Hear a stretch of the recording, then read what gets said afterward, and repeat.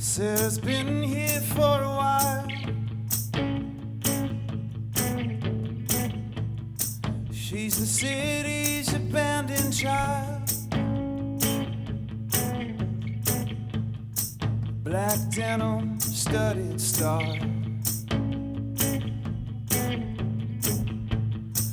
Faded tattoos on her arms. She says old punks never die. Still got the band, still doing alright.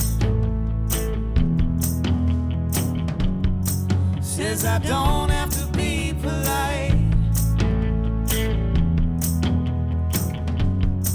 to some kid who moved here last night. Save us, Sarah. Nobody plays like you. Turn it up loud and break some hearts now. Do what you came to do. The history of Smokey Brights involves a pizza restaurant in South Seattle where I started working in undergrad. Kim started working in undergrad. And then eventually our drummer Nick worked there. It was essentially just like a group of buds that I knew were all really good players. Ryan was playing in Hounds of the Wild Hunt, which is like his punk band. He had written a bunch of songs that didn't fit with that group. Finally put together a band to put out those songs. Then it expanded from there. I would say a real new chapter of Smokey Brights started maybe 2.5 years ago. Kim and myself were having a lot of conversations, and we both get an immense amount of satisfaction from playing music. So we really changed our lives in some pretty major ways and started touring as much as we could. First year we went on 2 tours, then the next year we went on 4 tours, and then the next year 5 or 6 tours, and this year... Save us, Sarah. Hey, what's up? It's Ryan from Smokey Brights. I play guitar, I sing, and I co-write the music with my wife, Kim West. Hi, I'm Kim. I sing and play keys in Smokey Brights. I'm Luke Logan. I play bass and sing harmonies in Smokey Brights. I'm Nick Krivchinia. I'm the drummer for Smokey Brights, and I'm also the least best dressed. Tonight on Band in Seattle, we welcome back our friends Smokey Brights with their funky harmonies and perfect pop jams.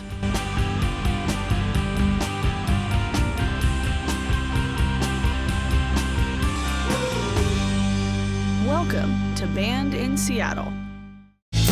Sharing stories, sharing cigarettes. In the neon glow after Sarah's set. While our city disappears, still got that ringing in our ears. She says old punks never die. Laughing, smoke into the night. They knock this place down, yeah. Still got time for new regrets. Save us, Sarah. Nobody plays like you.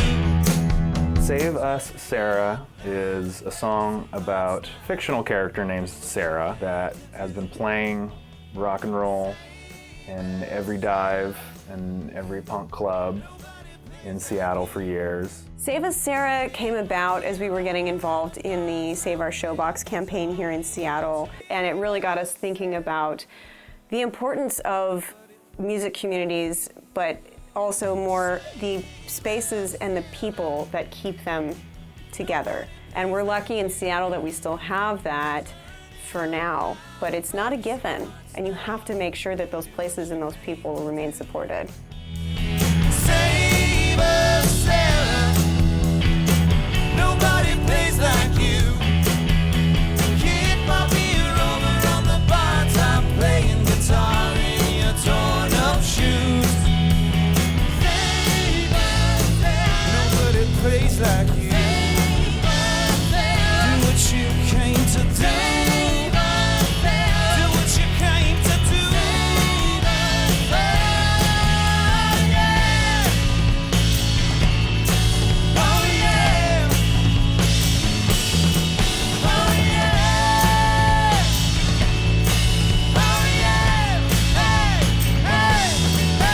This record, going into it, I think we actually wanted to tell a little bit of our story. I think a lot of the earlier Smokey's records dealt a lot more in images and metaphor and feeling and more of a watercolor. And this, I think we wanted to be more of a portrait and just be a little more honest.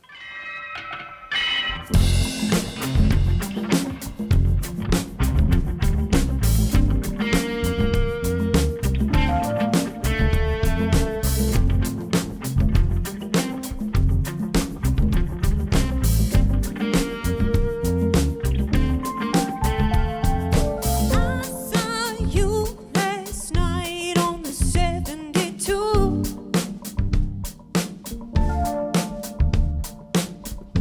Couldn't tell at first if it was really you.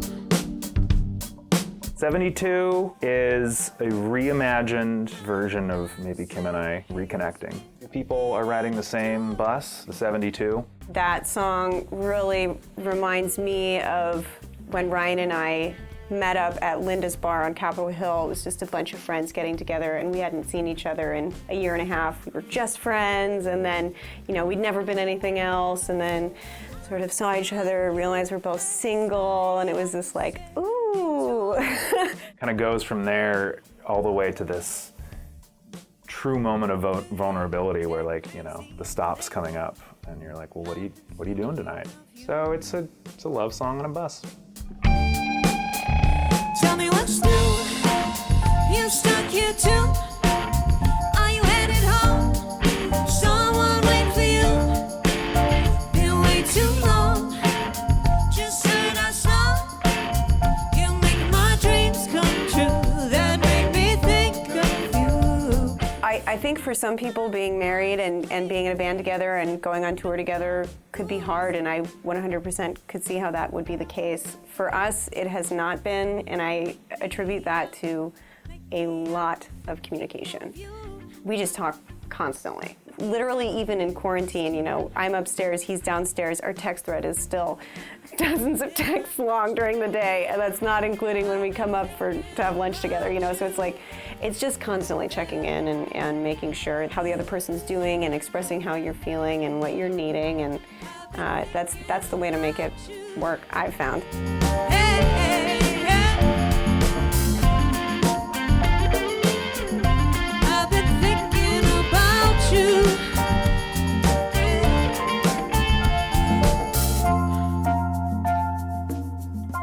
I've been thinking about you. Yeah.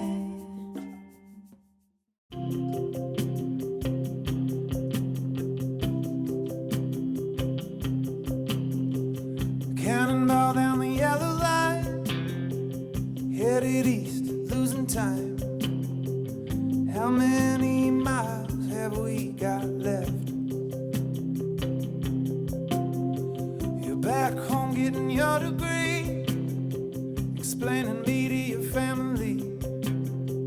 It's been a rocky start, but he's awful sweet. I love you, but damn, love you, but damn.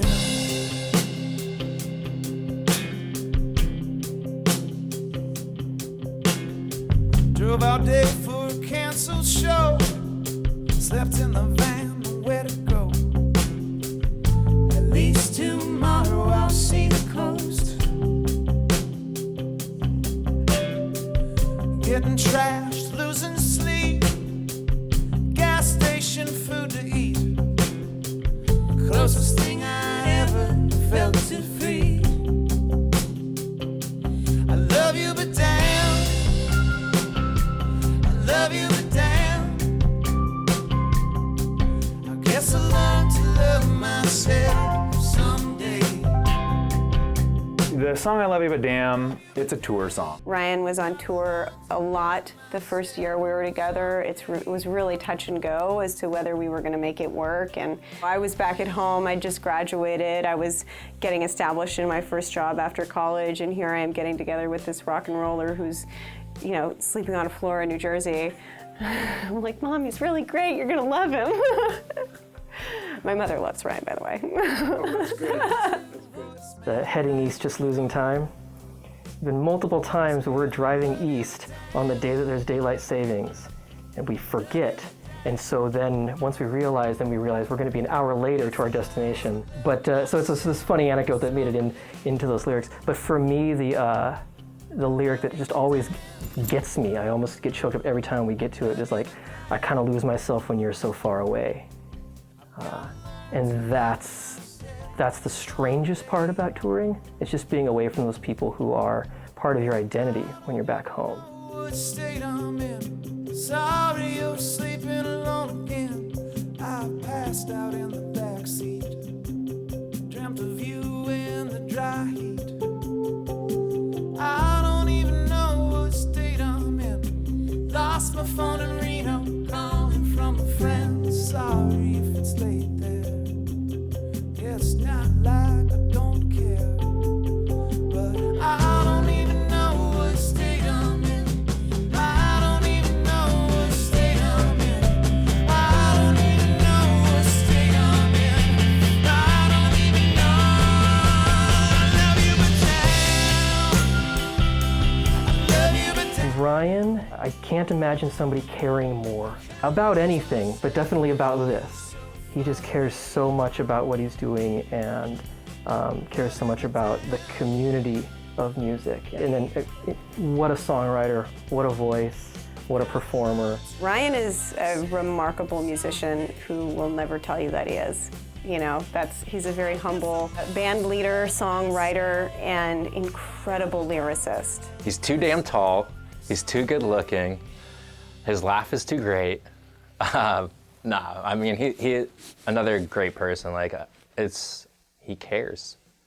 I guess the overall arching thing is that people in this band care.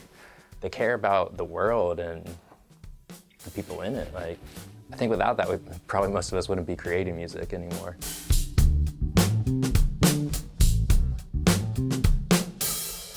We go way back, you and me, ever since elementary. Public pool with our shirts on, fighting with our squirt guns. Never say die since '85. Yeah.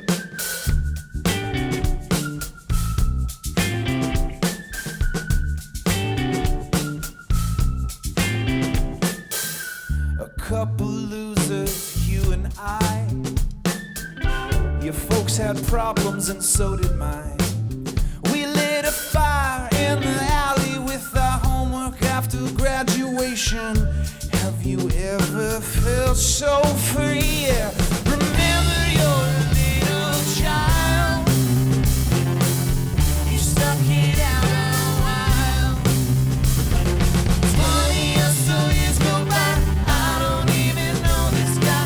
You can fake it all you like, but you're still a kid inside. Since '85 is about, used to be kids, and then one day you find yourself just in some stupid argument, and you realize you're taking yourself so seriously. Since '85 is a song about the importance of maintaining your sense of innocence and humility as you grow up. We all tend to take ourselves too seriously, especially as we get older, and you tell yourself, I'm an adult, I don't have to worry about those things anymore. And it's like, no, nobody's got it figured out. We're all always learning, we're all always messing up. Child, you stuck it out a while. 20 or so years go by. I don't even know this guy. You can fake it all you like, but you're still a kid inside.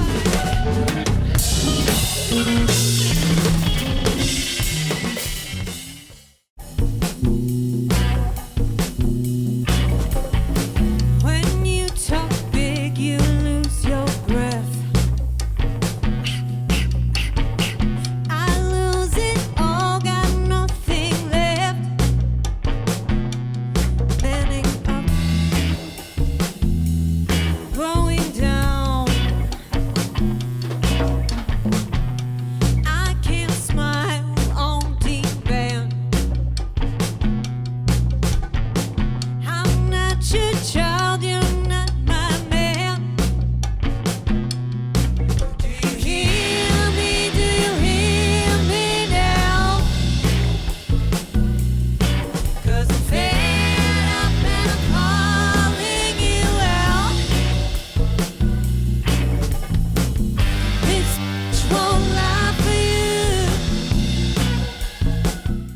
Lie For You is a song that is born out of both my experiences as a professional and a musician, and also experiences from girlfriends in this line of work and others. For me, it was a professional experience at my day job of having an older white man treat me like I was, just a child and didn't know what I was doing. And, you work in your line of work, you do all the things you're supposed to do, and then it takes nothing for someone else to cut you down.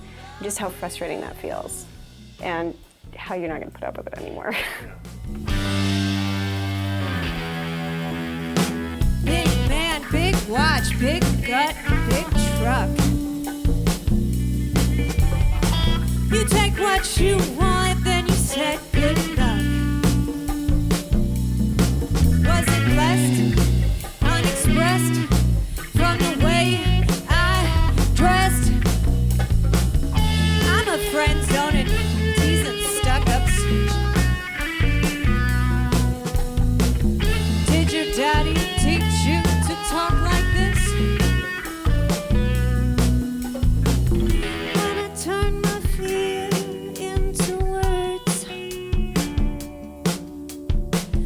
it'll be the loudest sound you ever heard. Do you hear me? Do you hear me now? She's fantastic. She's probably one of the most powerful women I know. Effusive and loving and just super strong. And that's just describing her personality. That's not even to start on her musical talent as a keyboardist and singer. She is amazing. Incredible performer as well. Delivery is fantastic, and it's always inspiring to look over. You can kind of catch moments during a set where we're all kind of feeding off each other, kind of egging each other on to oh, you're gonna rock that hard? Okay, I'll rock harder. She brings so much heart and humor to the group, and a lot of the drive. I don't ever want to leave here. No one ever does. This is where we grew up, where we fell in love. And if we're forced out by fire or by flood, where would we go? I do not know. Smoke on the Cascades, big storms on the seas. Sure feels like someday we'll all be refugees. But it ain't where you're from, it's what you do. When someone needs some help just getting through, you say shelter me, and I will shelter you in this storm. Shelter Me it's doing two things. It's talking about a subject that is really important right now, but it's also such the ethos of Smokey Brights is love each other, put good into the world. We're all in this together. It's one that I always hope people listen to and kind of find a place for it in their lives. The pandemic was immediately felt by musicians because we were kind of the first to be told, it's canceled. For people that make live music, it's really devastating. But I guess that's all tempered with the knowledge that not just Ryan and Kim, it's not just Smokey Brights. We're talking about survival now. We're talking about actual life and death. And that could be us in the caravan. All we've got on our backs and in our hands. And the walls you build will only keep you in when the trouble comes for you. But if you shelter me, then I will shelter you in this storm. Hey, it's the best that we can do. Shelter me. I'm extremely grateful personally that Ryan and I and Luke and Nick are still loving this. As of this day that I'm giving this interview, it has been one full calendar year since we've played a live show. And we are a live band. I would say that is where Smokey Brights shines, is our live shows. That's usually where people see us, and that's usually where people, fall in love with us. But even still, absent that, we are still in love with this, and in love with doing this, and in love with each other, and that's the greatest thing ever. We're gonna make it.